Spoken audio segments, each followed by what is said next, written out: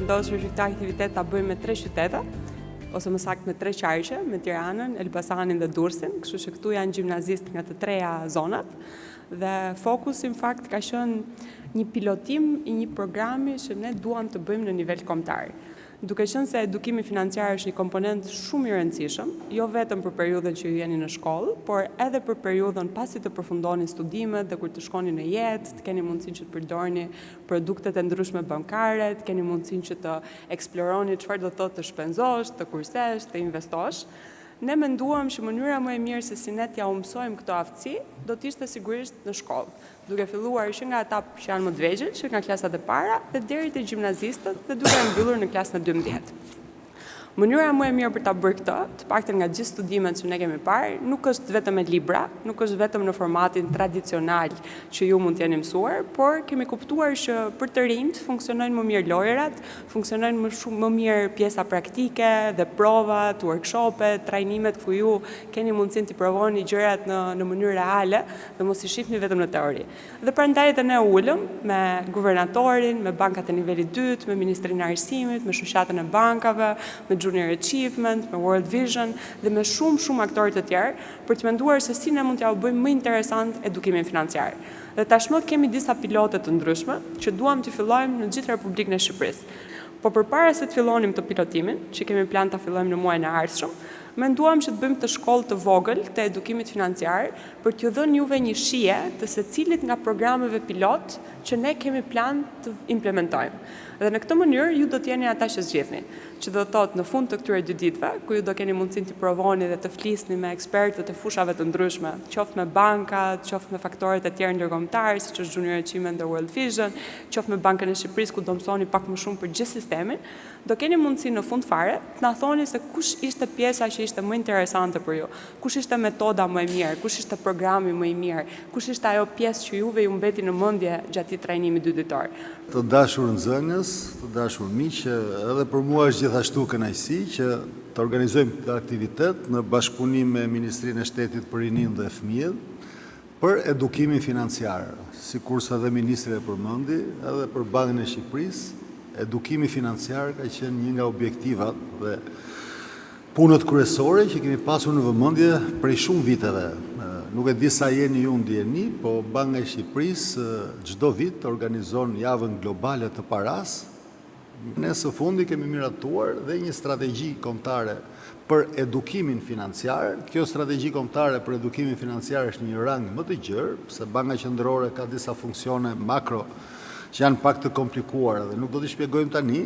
por ne na intereson që të ketë dhe përfshirje financiare. Pra edukimi financiar nga njëra anë është gjë e mirë që u shërben qytetarëve dhe duhet filluar që në rini, që në vegjëli që një të keni koncepte, të keni informacion mbi kursimet, mbi depozitat, si t'i shpenzoni, si t'i kurseni parat, si të veproni për më tepër.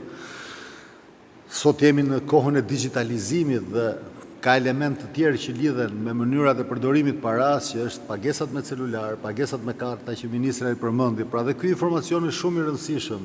Përveç informacionit fundamental, është e rëndësishme që ky informacion të jetë ndërlidhur me modernizimin e pagesave, sistemeve të pagesave. Ka një progres Shqipëria për informacionin tuaj me që jemi ta ndajmë, një progres shumë të madh me vitet e kaluara, mbi 70% e popullsisë shqiptare sot na rezulton dhe vjen progresivisht në rritje si pasojë e punës për edukimin financiar, si pasojë e punës me qeverinë, me ministritë, njerëzit gjithmonë më shumë punës edukative, por dhe si pasojë e ofertave që bëjnë bankat e nivelit 2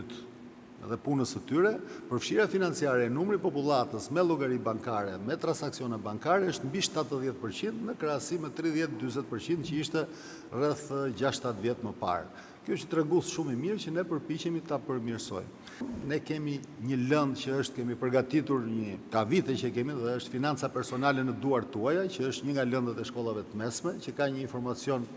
të mirë lidhur me financat, lidhur me kursimet, me shpenzimet, investimet me ato që përmenda, por edukimi financiar është për proces i përhershëm që vjen që nga rinia deri kur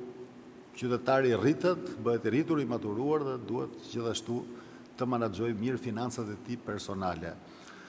Që mos të zgjadhem, unë falenderoj shumë ministren sepse dhe ne si Bankë Qendrore për ne është kënaqësi sepse është një nga objektivat tona.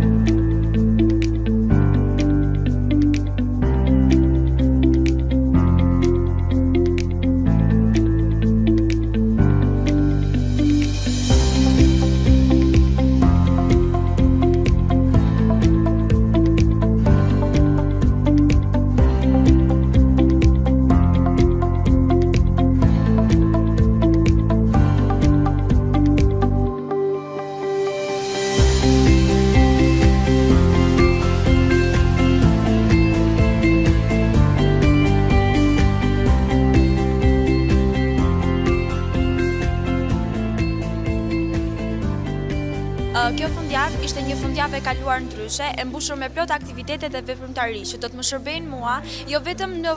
funksion të edukimit tim financiar, por dhe në krijimin e marrëdhënieve me aktorë të ndryshëm dhe me rininë e moshës time. Shkolla e edukimit financiar ishte një shkollë plot benefite. E zhvilluar këtë fundjavë e na mësoi se si të menaxhojmë paratë tona, jo vetëm të brezit ton, por edhe të brezave më të ardhshëm. Në shkollën e edukimit financiar mësova shumë gjëra të reja,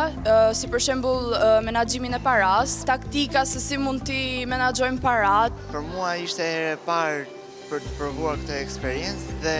nga kjo trajnim që bëm në prej 2 ditësh, mësuam mbi kredit, menaxhimin, paran, financën dhe jam plotësisht i kënaqur me këtë që mora.